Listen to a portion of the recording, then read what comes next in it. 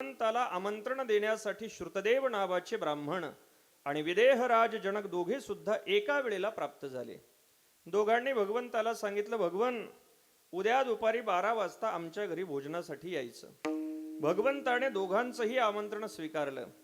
दोघे गेल्यानंतर शेजारी असलेल्या सेवकाने भगवंताच्या लक्षात आणून दिलं, देवा आपण आमंत्रण दोघांचं स्वीकारलंय, पण या दोघांची घरं शेजारी शेजारी नाहीत, दोन वेगळ्या वेगळ्या देशात राहणारे आहेत आणि एका वेळेला दोन वेगळ्या देशांमध्ये आपण भोजनासाठी कसं जाणार.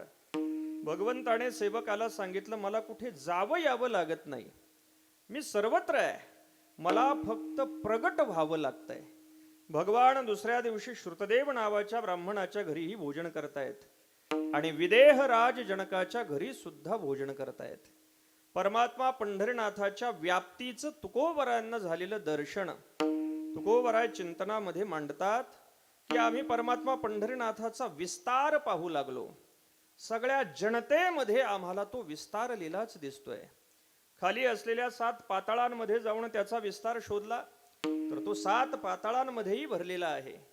त्रिभुवनामध्ये तिन्ही लोकांमध्ये जाऊन पाहिलं तर तो तिन्ही लोकांमध्ये सुद्धा व्याप्त आहे. विठ्ठल व्यापक त्रिभुवनी विठ्ठल मुनी मानसी, व्यापक त्रिभुवनी विठ्ठल मुनी मानसी, व्यापक त्रिभुवनी विठ्ठल मुनी मानसी, व्यापक त्रिभुवनी विठ्ठल मुनी मानसी.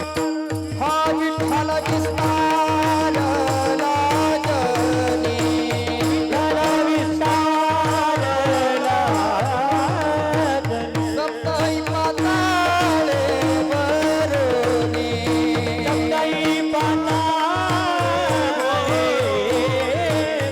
विठ्ठल व्यापक त्रिभुवनी विठ्ठल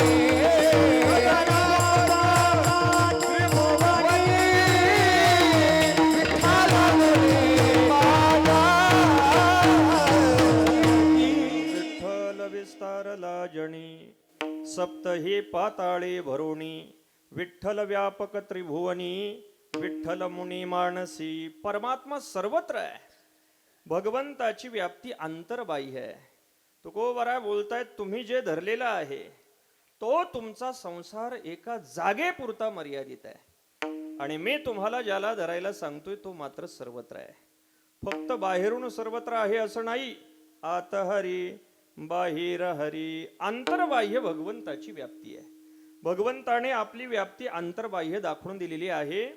भगवंताच्या अंतर्व्याप्तीला उपनिषदांमध्ये ओत व्याप्ती म्हटलं जातं आणि बाह्य व्याप्तीला प्रोत व्याप्ती म्हटलं जातं. ओत प्रोत तो भरलेला आहे. भगवान गोकुळामध्ये राहतायत आणि भगवंताला नेण्यासाठी आक्रूरजी आले. रथ सज्ज झाला. रथावरती भगवान बलराम दादा बसले. गोपिका शोक करू लागल्या. भगवंताला पाहवलं नाही. भगवंताने आक्रूराला वेगाने रथ हाकायला सांगितला. रथ बाहेर निघाला आणि आक्रूराच्या मनामध्ये ग्लानी आहे, दुःख आहे. भगवंताने आक्रूराच्या मनामधलं दुःख जाणलं.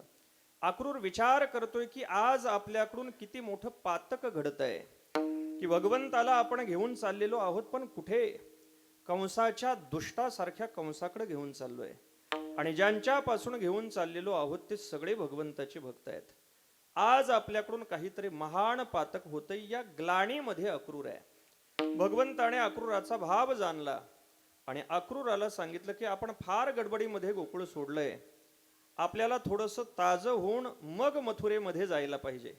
यमुनेच्या पात्रामध्ये थोडासा रथ शांत कर, इथे स्नान संध्या वगैरे आटपून मग आपण पुढचा प्रवास करू. आक्रूराने रथ यमुनेच्या पात्रामध्ये झाडाखाली उभा केला. भगवंताने आक्रूराला यमुनेमध्ये स्नानासाठी पाठवलं. आक्रूरजी यमुनेच्या पाण्यात उतरले. पाण्यामध्ये बुडी मारली तर पाण्याच्या आतमध्ये आक्रूराला रथावरती भगवान बलराम दादा सगळं दिसतंय. आक्रूरजी घाबरले. आतमध्ये हे कसं दिसतंय म्हणून पुन्हा उठून बाहेर पाहतायत तर बाहेर झाडाखालीही तेच दिसतंय.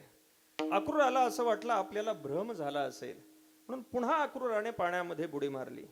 4-5 बुड्या मारल्यानंतर आक्रूराच्या लक्षामध्ये आलं ज्याला आपण घेऊन चाललोय तो एका जागेपुरता मर्यादित नाही, तो जसा बाहेर दिसतोय तसाच तो आतमध्ये आहे, तो व्यापक आहे. लोक म्हणू लागली महाराज परमात्मा पंढरीनाथ व्यापक आहे हे आम्ही मान्य करू, पण मग तो व्यापक असला म्हणून त्याला धरण्याचं काय कारण आहे? कशासाठी त्याला धरायचं? कारण आम्ही हा जो संसार धरलेला आहे तो विनाकारण धरलेला नाही. या पोटा कारणे गा झालो पांगिला जना. आम्ही पोटासाठी संसार धरलाय. तुम्ही आम्हाला परमात्मा पंढरीनाथाला धरायला सांगता, तो आमचं पोट भरेल का? तुकोबरा बोलतात तो फक्त तुमचं पोट भरेल यात नवल नाही, तो सगळ्या विश्वाचं पोट भरणारा विश्वंभर आहे. पोषितो जगसी एकला, पोषितो जगसी एकला तो. पोषितो जगाती एकला तो, पोषितो जगाती एकला तो. सारे नाठरी कृपाळू जगासी, पोषितो जगासी एकला तो. पोषितो जगासी नाठरी कृपाळू जगासी, पोषितो जगासी एकला तो. पोषितो जगासी सारे नाठविसी कृपाळू देवासी. तुकोबरा बोलतात तुम्ही त्याला आठवत नाही, तो एकटा सगळ्या विश्वाचं पोट भरणारा विश्वंभर आहे. व्यापक हा विश्वंभर, तो सगळ्या विश्वाचं पोट भरणारा आहे. आपल्याला असं वाटतं आपलं पोट आपण भरतोय, हा आपला गैरसमज आहे.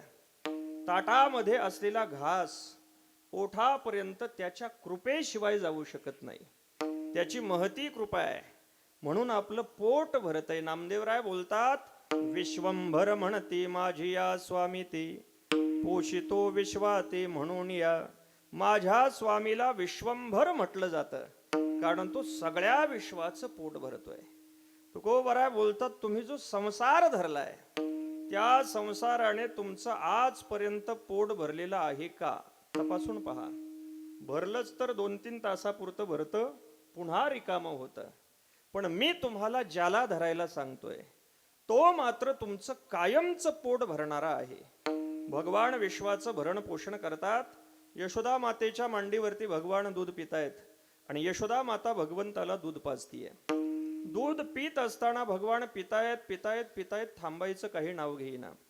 यशोदा माता घाबरली. जास्त दूध पिल्यानंतर पोटामध्ये आजीर्ण झालं, पोटबीट दुखू लागलं तर, म्हणून यशोदा मातेने दूध पाजणं थांबवलं. काही काही मुलांना खाण्याचा अंदाज नसतो. ताट ठेवलं समोर तर ताट ते खातच राहतात. आपल्याला ताट बाजूला ओढावं लागतं. यशोदा मातेला असं वाटलं याला अंदाज नसेल म्हणून दूध पाजणं यशोदा मातेने थांबवलं. भगवंताने विचार केला की आईला आपल्या पोटामध्ये कोण कोण आहे याचं दर्शन घडवून दिलं पाहिजे. म्हणून भगवंताने जांभई दिली आणि भगवंताच्या मुखामध्ये यशोदा मातेला ब्रह्मांडाचं दर्शन घडलं. भगवान ब्रह्मांडाचं दर्शन घडवून यशोदा मातेला सांगतायत की ही सगळी अनंत ब्रह्मांड माझ्या उदरामध्ये आहेत आणि मी जे जे पितोय त्याने ही सगळी संतुष्ट होत आहेत. म्हणून सगळ्यांचं पोट भरणारा तो विश्वंभर आहे. भगवंताने पोट भरलं तर ते रिकामं होत नाही. महाभारतातला मोठा प्रसंग आहे. मध्यरात्रीला वनवासामध्ये पांडवांजवळ दुर्वास महर्षी आपल्या 10,000 शिष्यांसह पांडवांना छळण्यासाठी आले. द्रौपदीने पूजा वगैरे केली. दुर्वासांनी सांगितलं पूजा बिजा राहू दे, आम्हाला खूप भूक लागलेली आहे, थोडा सुद्धा धीर धरवत नाही, आत्ताच्या आत्ता आमच्या सगळ्यांची भोजनाची व्यवस्था कर. दुर्वासांचा आहार मोठा आहे आणि बरोबर 10,000 शिष्य आहेत. एवढ्या सगळ्यांची भोजन व्यवस्था. दुर्वासांना माहिती आहे की पांडवांकडे सूर्यनारायणाने दिलेली थाळी आहे पण ती फक्त दिवसा अन्न देते, मध्यरात्रीला हे कुठून अन्न आणतील. द्रौपदी हुशार आहे. द्रौपदीने दुर्वासांना सांगितलं महाराज मध्यरात्र झाली आहे, आपण सगळे स्नान करून या, तोपर्यंत आपल्या भोजनाची व्यवस्था करते. दुर्वास महर्षी शिष्यांसह स्नानासाठी गेले. कथा आपल्याला माहिती आहे. द्रौपदीने स्मरण केलं, भगवान प्रगट झाले, भाजीचं पान खाल्लं आणि ढेकर दिला. परिणाम असा झाला की यमुनेच्या पात्रामध्ये असलेले दुर्वास महर्षी आणि त्यांचे सगळे शिष्य सगळ्यांची पोट अगदी गच्च भरली. इकडे भगवंताने तृप्तीचा ढेकर दिला आणि तिकडे सगळ्यांची पोट भरली. स्नान करून बाहेर आले, एकमेकांकडे पाहताय. भोजन करायला जायचंय, पण अन्नाचा दाणा आतमध्ये जाण्या इतपत जागा नाही. दुर्वासांनी सगळ्यांकडे पाहिलं आणि सांगितलं, असं करून जमणार नाही. काहीतरी करून एखादा घास आतमध्ये जाईल एवढी जागा तरी केली पाहिजे. मग जागा करायची कशी? वाळवंटामध्ये सगळे उड्या मारतायत, गडबडा लोळतायत, योगासनं करतायत, थोडीशी जागा व्हावी म्हणून. पण भगवंताच्या कृपेने भरलेलं पोट आहे, ते काही केल्या रिकामं होईना. अर्धा पाऊण तास झाला. भगवंताने भीमाला विचारलं, का रे, पाहुण्यांना फार कडकडून भूक लागली होती आणि अजून आलेले नाहीत, जाऊन पहा बरं, लवकर घेऊन ये. इकडं सगळा अन्नप्रसाद थंड होऊ लागलाय. भीम दादा आले, यमुनेच्या पात्रात पाहतायत तर हे सगळे गडबडा लोळतायत. भीमाने सगळ्यांकडे पाहिलं आणि विचारलं, हे काय चाललंय? सगळ्यांनी सांगितलं, जेवणाची पूर्वतयारी करतोय, थोडासा अन्नाचा घास आतमध्ये जावा म्हणून जागा करतोय. भीमाने सगळ्यांना विचारलं, जर तुमच्या पोटात जागाच नव्हती तर एवढ्या मध्यरात्रीला आम्हाला एवढा स्वयंपाक का बनवायला लावला? आणि आता आम्ही बनवलाय, तुम्हाला खावंच लागेल. भीमाचा आग्रह निश्चय पाहिला. सगळे घाबरले, सगळे पुढे पळतायत आणि भीम त्यांना धरण्यासाठी पाठीमागून पळतोय. भगवान परमात्मा पोट भरणारा आहे, तो विश्वंभर आहे. लोक म्हणू लागली, महाराज तो पोट भरेल, पण आमचा प्रश्न असा आहे की विनाकारण कोण कोणाचं पोट का भरेल? पोट भरण्यासाठी काहीतरी संबंध असावा लागतो. आपण घरामध्ये अन्न पदार्थ करतो कुणासाठी? ज्यांना आपण जन्माला घातलेलं आहे. अशी जी आपली मुलं बाळं आहेत त्यांच्या पोट भरण्याची जबाबदारी आपल्यावरती आहे. तो जर सगळ्या विश्वाचं पोट भरतोय तर मग या सगळ्या विश्वाचा आणि त्याचा संबंध काय आहे? तुकोबरा बोलतात, जो आपला आणि आपल्या मुलाबाळांचा संबंध आहे तोच त्याचा आणि या विश्वाचा संबंध आहे. म्हणजे हे सगळं चराचर विश्व त्याच्यापासून उत्पन्न झालेलं आहे. चराचर ज्याचे नी, तुकोबरा बोलतात, हे चराचर विश्व त्याच्यापासून उत्पन्न झालंय. तो सगळ्या विश्वाचा पिता आहे. पिता अहमस्य जगतो, माता धाता पितामहः, त्वमेव माता च पिता त्वमेव, त्वमेव बंधुश्च सखा त्वमेव. तो सगळ्या विश्वाला उत्पन्न करणारा आहे. जयापासून सकळ महिमंडळ हे झाले, तो एक पंढरीचा राणा.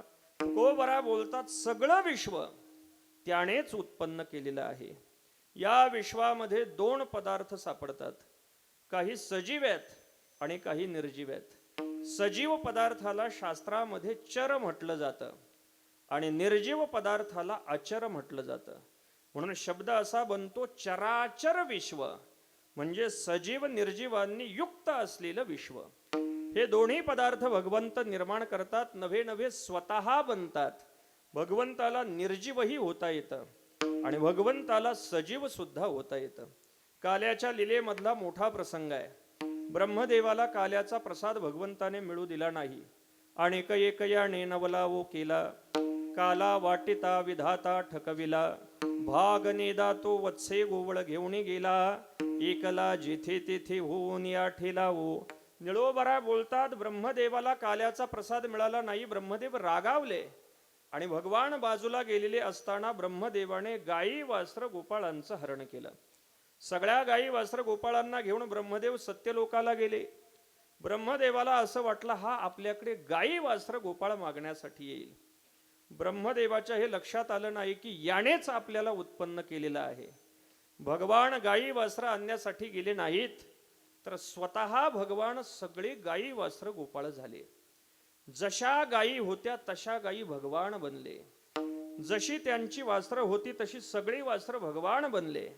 जसे गोपाळ होते तसे सगळे गोपाळ भगवान बनले. गोपाळ, गायी, वस्त्र हे सगळे सजीव आहेत, चर पदार्थ आहेत. तो सगळे चर पदार्थ बनतो.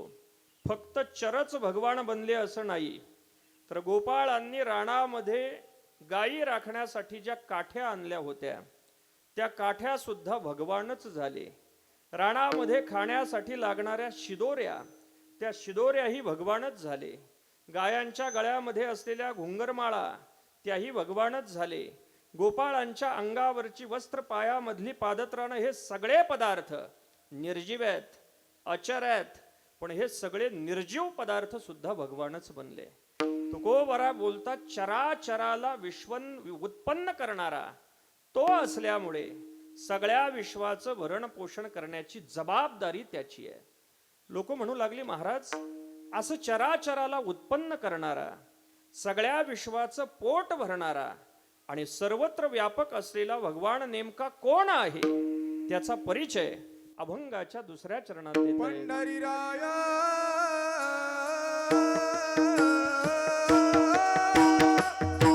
चराचरी पंढरीराया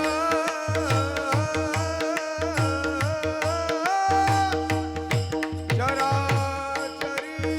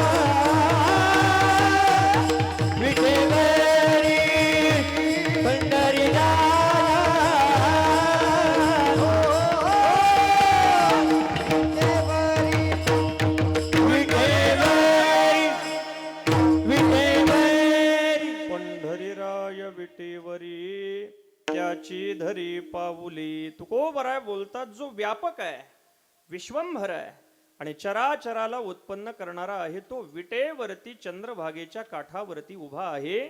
त्याची धरी पाऊली, त्याची पाऊलं आपण धरली पाहिजेत. लोक म्हणू लागली, महाराज तुम्ही जे वरती वर्णन केलं ते वर्णन आम्ही वेदांत शास्त्रामध्ये ब्रह्माचं ऐकलेलं आहे. ब्रह्म व्यापक आहे, सर्वम खलु इदम ब्रह्म. त्या ब्रह्मापासून विश्व उत्पन्न होतं. यतो वा इमानी भूतानी जायन्ते येन जातानि जीवन्ति यत्प्रयन्त्यभिसंविशन्ते तद्विजिज्ञासस्व तद्ब्रह्मेति. श्रुती सांगते त्याच्यापासून विश्व उत्पन्न होतंय. म्हणजे ब्रह्माचं वर्णन आहे आणि ब्रह्माला धरायचं सांगायचं सोडून तुम्ही परमात्मा पंढरीनाथाला धरायला सांगत आहात. तुकोबराय बोलतायत, तुम्ही ज्याला ब्रह्म म्हणत आहात ते ब्रह्मच साक्षात मूर्त रूपाने विटेवरती उभं राहिलेलं आहे. ते ब्रह्म विटेवरी, ब्रह्म विटेवरी, ब्रह्म विटेवरी, ब्रह्म विटेवरी. उभे चंद्रभागे तिरी, उभे चंद्रभागे तिरी, उभे चंद्रभागे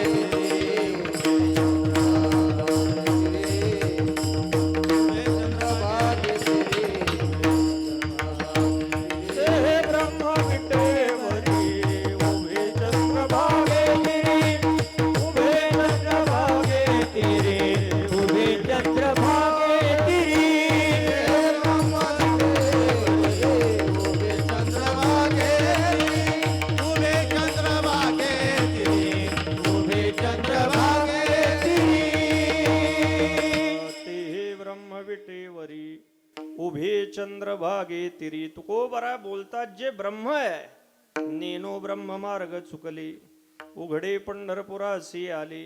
उघड असलेलं तत्व म्हणजे साक्षात ब्रह्म आहे. ब्रह्म आणि ते वेगळं नाही असं परिपूर्ण ब्रह्म. उगवले बिंब अद्वैत स्वयंभ, नाम हे सुलभ विठ्ठल राज. साक्षात ब्रह्म तत्व विटेवरती उभं आहे. पण हे ब्रह्मच आहे कशावरून ओळखायचं? श्रीमद भागवतामध्ये आलेला मोठा प्रसंग आहे. ग्रीष्म काळामध्ये त्रिकुट शिखरावरती गजेंद्र नावाचा हत्ती सरोवरामध्ये सहपरिवार जलक्रीडा करण्यासाठी उतरला.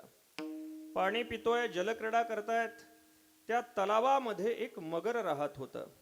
मगराने विचार केला, हे हत्ती पाणी पिण्यासाठी आले होते इथपर्यंत ठीक आहे, पण यांना आमचा तलाव गढूळ करण्याचं काही कारण नाही. मगराने गजेंद्राचा पायी पकडला. गजेंद्र सामान्य हत्ती नव्हता, अत्यंत बलशाली हत्ती होता. गजेंद्राने जर चित्कार केला तर राणामधले सिंह सुद्धा गजेंद्राला घाबरायचे. अद्भुत बल आहे. गजेंद्राने विचार केला, कोणीतरी मगराचं पिल्लू सहज खेळत खेळत त्याने पायी धरला असेल, दिल सोडून. थोडासा पायी झटकून पाहिला, पण मगराने पायी काही सोडला नाही. गजेंद्राने थोडीशी ताकद लावली तरीही पायी सुटला नाही. मग सगळी ताकद पणाला लावली तरीही पायी सुटला नाही. गजेंद्राच्या लक्षामध्ये आलं, हा बलवान आहे. बाकीच्या परिवाराची मदत घेतली, बाकीचे सगळे गजेंद्राला ओढतायत, पण मगराच्या तावडीमधून पायी काही सुटेना. रात्रीची वेळ झाल्यानंतर परिवार गजेंद्राला सोडून जाऊ लागला.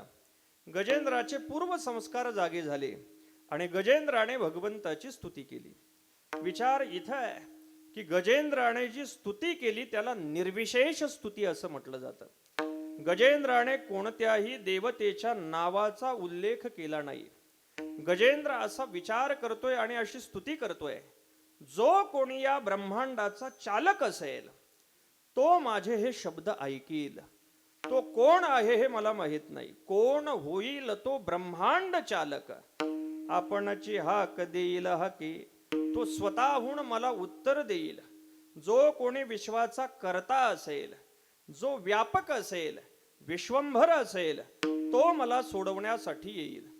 गजेंद्र अशी स्तुती करतोय, पण नाव न घेता करतोय. बाकीच्या सगळ्या देवी देवता गजेंद्राची स्तुती ऐकतायत, पण विचार करतायत की हा स्तुती करतोय पण याने अजून आपलं नाव घेतलेलं नाही, त्यामुळे याला सोडवायला जाण्याची आपली जबाबदारी नाही. बाकीच्या देवता आपापल्या नावाच्या अभिमानामध्ये अडकलेल्या आहेत, पण नावाचा अभिमान नसलेला आणि चराचराला उत्पन्न करणारा म्हणून हाक मारल्यानंतर गजेंद्रासाठी कोण आलं? कनवाळू कृपाळू भक्ता लागी मोही, गजेंद्राचा धावा तुवा केला विठाई. भगवान विष्णू परमात्मा म्हणजे परमात्मा पंढरीनाथ धावून आले. म्हणजे व्यापक म्हणून हाक मारल्यानंतर जो प्रगट होतो त्यालाच खऱ्या अर्थाने व्यापक म्हटलं पाहिजे. चराचराला उत्पन्न करणारा म्हणून हाक मारल्यानंतर जो प्रगट होतो त्यालाच खऱ्या अर्थाने विश्वकर्ता म्हटलं पाहिजे. आणि असं विश्वाला करणारा कोण आहे? तर तुकोबराय बोलतायत परमात्मा पंढरीनाथ आहे. त्यामुळे आपण परमात्मा पंढरीनाथाची पाऊलं धरली पाहिजेत. त्याची धरी पाऊले. लोक म्हणू लागले, महाराज हे ठीक आहे, तुम्ही आम्हाला त्याची पाऊलं धरायला सांगता, पण त्याची पाऊलं एवढी सोपी नाहीत ना. कधी काळी जर आम्ही त्याच्या दर्शनाला पंढरपुरामध्ये गेलो तर 10-10, 12-12 तास लाहीण असते. लाहिणीत कसं तरी त्याच्या पावलांजवळ गेलो तर पायावरती डोकं टेकवेपर्यंत पाठीमागून आम्हाला पुढं ढकलून दिलं जातं आणि तुम्ही सांगता त्याची पाऊलं धरायची. कोण आम्हाला तिथं उभं राहू देईल आणि कोण आम्हाला परमात्मा पंढरीनाथाची पाऊलं धरून देईल? तर परमात्मा पंढरीनाथाची पाऊलं धरणे म्हणजे हाताने जाऊन पाऊलं धरणे असा त्याचा अर्थ नाही. मराठी भाषेमध्ये धरणे हे जे क्रियापद आहे हे संस्कृत मधल्या धारणा शब्दाचं रूप आहे. संस्कृत मधून मराठीमध्ये 2 पद्धतीने शब्द आले. काही शब्द आहेत तसेच आले, त्याला तत्सम शब्द असं म्हटलं जातं. जसा गुरु शब्द आहे, माता शब्द आहे, पिता शब्द आहे तसे आले.